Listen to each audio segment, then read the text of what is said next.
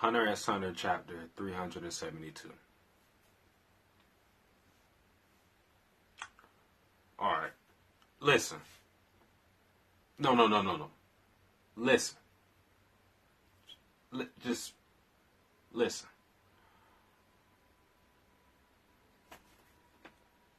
The amount of information this man Tagashi puts in one chapter.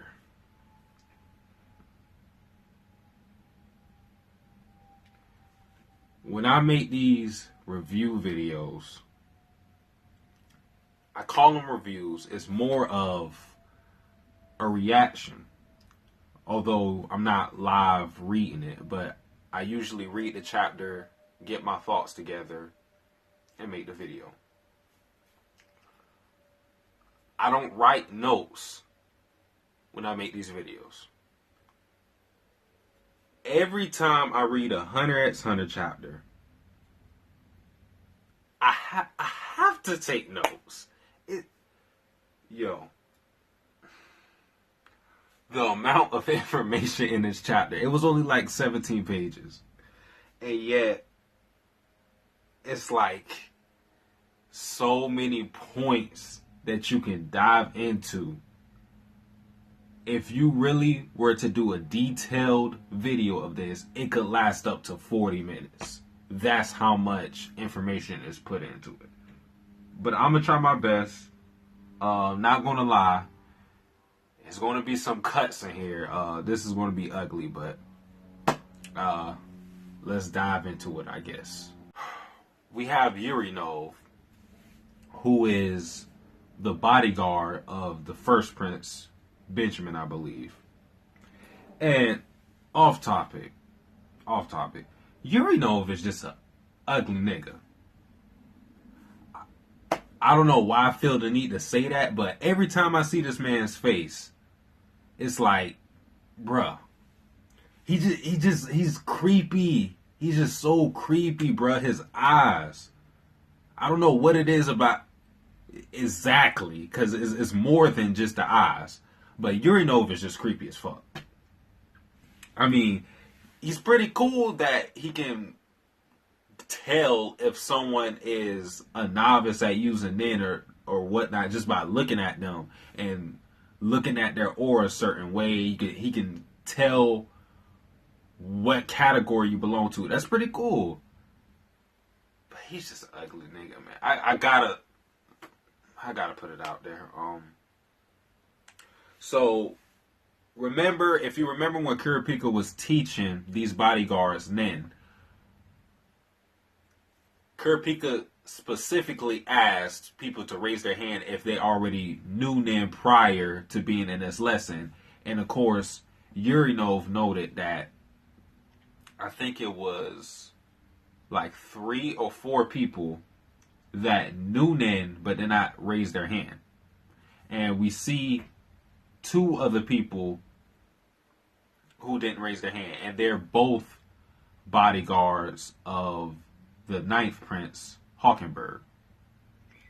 And Yurinov notes that the other person who he has not discovered that knows nin but didn't raise their hand, the person who is hiding as and acting like a novice, they're likely to be the assassin.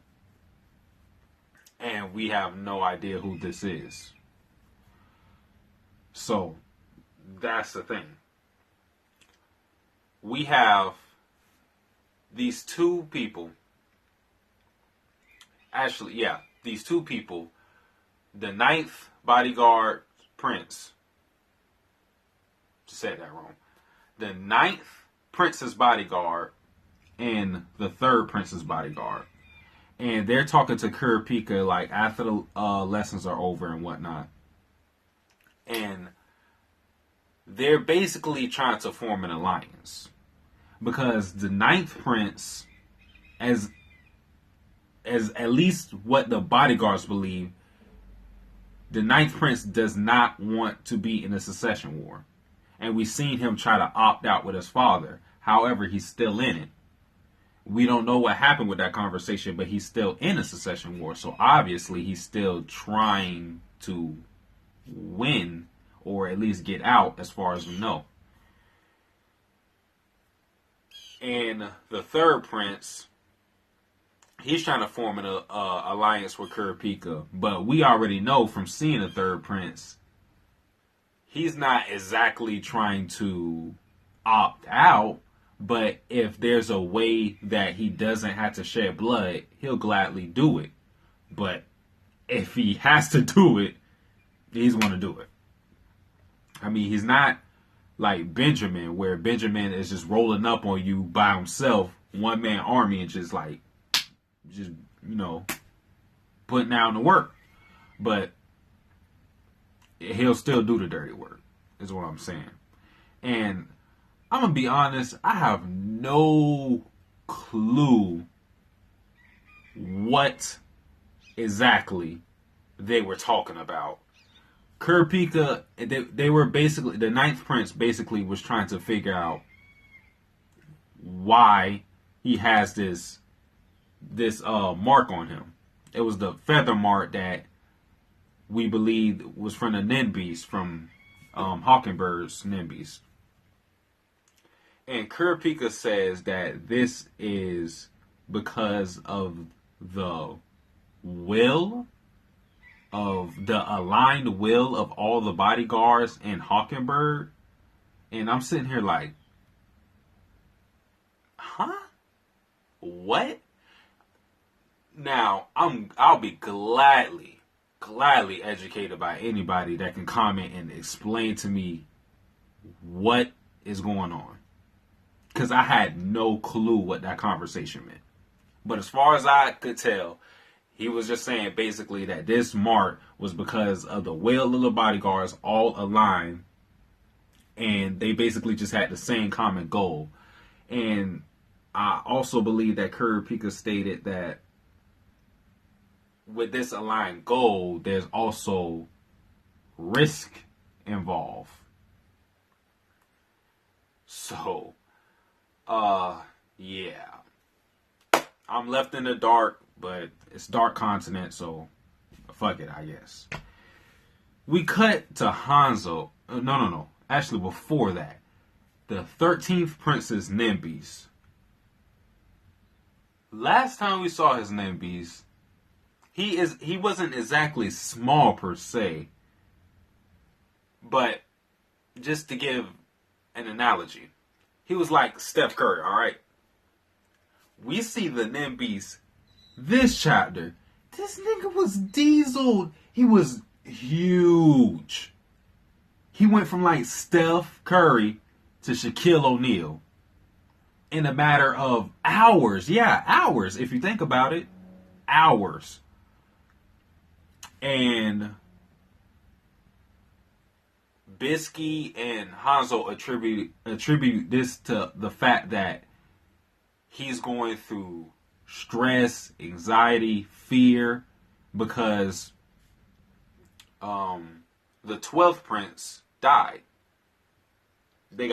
She got taken out.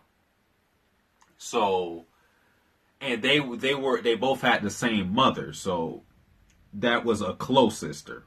Even though they're all brothers and sisters, that was a close sister. So, I guess your emotional state can really, really drastically change these Nimbies. And that's definitely going to play a factor, because if a kid's Nimbies can turn into what he was before to this huge, huge monster, that's going to be a problem. Then we have Hanzo. Now, he was a part of the 12th Prince's bodyguard. But he was away, I believe. He was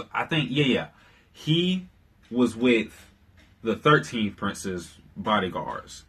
And there were, like, almost all the 12th Prince's bodyguards were arrested, taken into custody, because one of them killed the 12th Prince. So Hanzo made it a mission to find out who it is. And he has this sweet ability where he can basically go out his body, like create a clone almost, and as long as you don't talk to it or touch it, he'll be good, and he gets to maintain it in a 20-meter radius, I believe. And he asks, because they are sleeping in a bed bunk, and Bisky is below, and he asks Bisky, watch over my body. And she says, all right, I'll do it. Give me some beauty makeup, we good. Hanzo finds the dude, because there's 3 people, 3 culprits in this. He finds one of the dudes, and he makes a proposition to basically rat out another guy. He's like, yo, you help me confess this, whatever. We'll frame this guy. We'll be all good, okay? And the other dude, his name was... Hold on. I have it written right here. Hold on. Toto. Whatever. Toto. We just want to call him Toto. That might not be his name, whatever. We're going to call him Toto. He makes a proposition to Toto, and Toto agrees with it, and he basically admits that he did it. He was like, yeah, all right. Wait, how'd you know it was me? And then Hanzo was like, I didn't know before, now I know, and then he strangles him. And so, I guess we got justice for the 12th Prince. And Hanzo goes back to where the bed bunk was, and Bisky's gone. And then he's facing the 13th Prince's Nimbies, and he notes that this time it got smaller, but it's even more dangerous, and he tries to take a step forward, and it's about to attack him.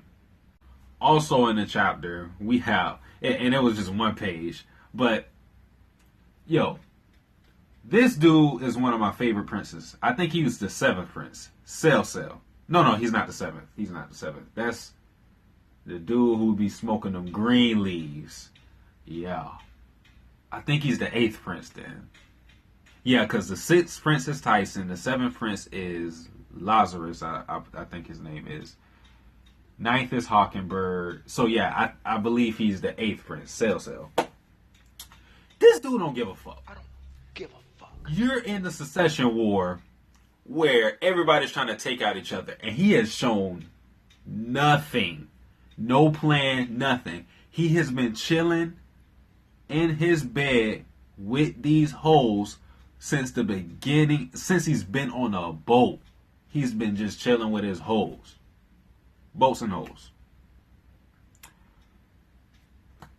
I gotta respect it. It's like, I mean, shoot, he's probably going to die either way. I mean, he hasn't shown any intelligence, so he might as well live it up. Yeah, fuck it, I guess. Yeah, Cell. And then going back to the Kurapika stuff, we have, he explains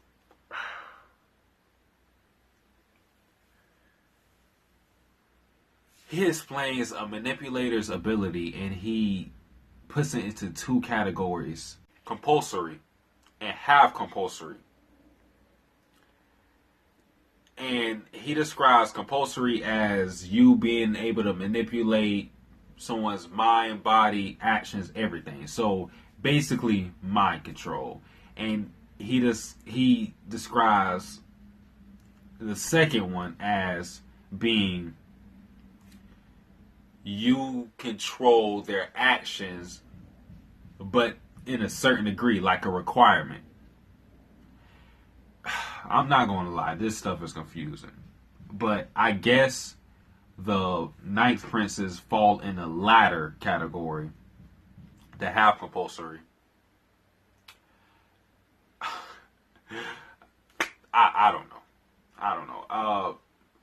Just take it for what it is. That's the thing. All I know is they're being manipulated, apparently. So, whatever. The last panel, we have Camilla, and this surprised me actually. She's walking by herself, and I was under the belief that these princes like could not leave on their own, or they had like certain times where they could leave, and they made it to where that no prince would meet up, or maybe I might be mistaken by that. They might have explained it as like no prince would be walking around in the hallways at the same time. So whenever Camilla was supposed to walk out, or had the opportunity to walk out, she's going to the first prince, and she said straight up, "I'm finna kill Benny Boy. I'm killing Benjamin." She's straight up that, like, no bullshit. She's just like, "I'm about to kill him." And she's talking to his bodyguard, I believe. His bodyguard. She's like, "You gonna help me or not?" This is very bold, and she's walking by herself. She has to be a nin user. There's no way she cannot be a nin user, or unless she's just that arrogant to where she believes her nin beast will take out any foe. And from our understanding, the nin beast does not really care about the users. It just does what it wants. It's an entity on its own. It's not there just to protect you, per se. So I'm under the belief that she has to be a nin user just because she's so brazen and just walking around by herself. And there's about to be some confrontation, because Benny Boy already wanted beef. He wanted beef as soon as he got on the boat. And Benjamin and Camilla definitely don't like each other, because if you remember that conversation they had with the Cockin Prince, Camilla was asking the specific rules of the game, and the Cockin Prince was basically like, "You take it how you want to. You interpret it the way it is." And Benjamin was like, "No, what does it matter?" And then Camilla was like, "Nigga." And then she basically described it as she believes that all the other princes should just act how she wants. No, not even all the princes. She wants everyone in the world to act how she wants. And she believes that the princes should all just kill themselves just to save her the trouble. And she believed that. And Benjamin was pissed. So these two already don't like each other. And these are the first and second princes. So the beef is already started. It's just a matter of where it's going to go. But like I said, this chapter was a lot to take in. A lot to take in. But you got to do what you got to do. That's it for the review, guys. Satsuki the Savage here. Like, comment, subscribe. I'm out.